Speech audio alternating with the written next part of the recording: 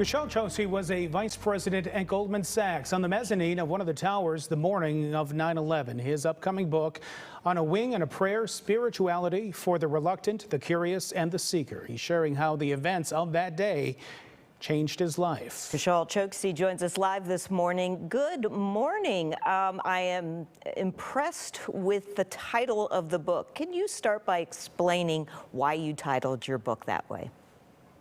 Morning, thanks for having me. The title is my ode to this World War II aircraft pilot, Hugh Ashcraft, who's bringing his aircraft from the forefront, which is battered and bruised.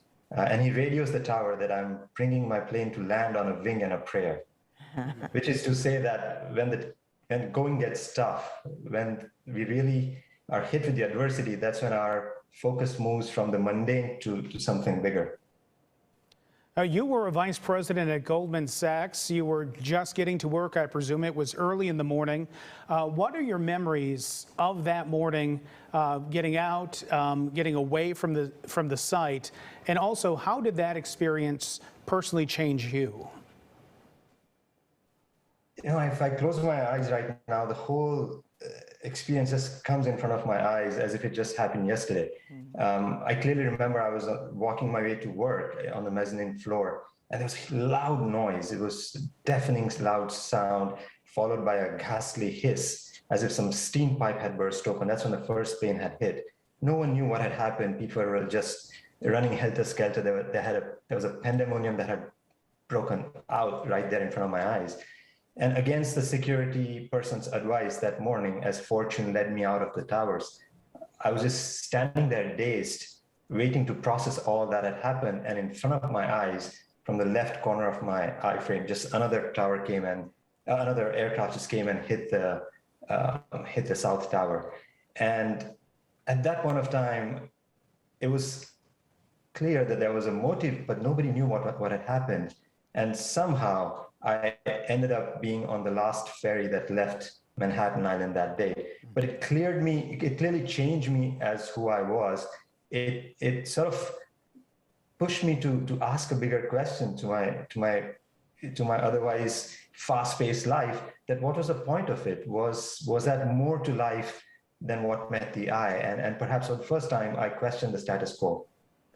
I would like to explore that a little more. I mean, was this come over years, or did you immediately feel that way?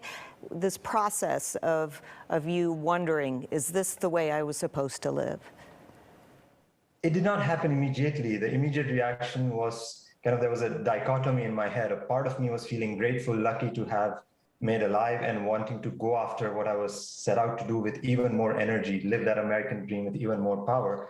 But on the other side, I had this distinct lack of interest. I was feeling, but what's the point? What if the curtain is drawn in the middle of the act again? And what if I'm not so lucky the next time? So what's the point?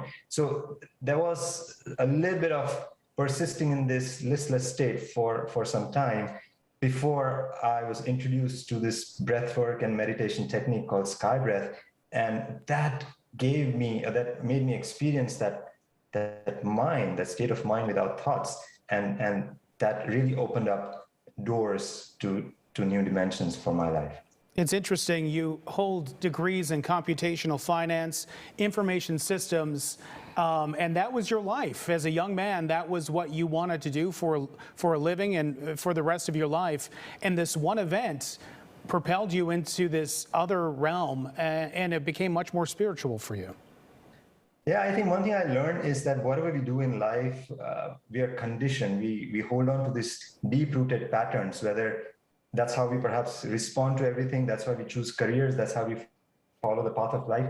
But as I grew deeper in my practice, it was very clear to me that, somehow these patterns were getting dropped, and we need to just embrace the reality that we have and perhaps shake hands with the void that we feel. So an event like this, for me, it was 9/11. For some, it could have been a pandemic. It creates that little feeling of void inside.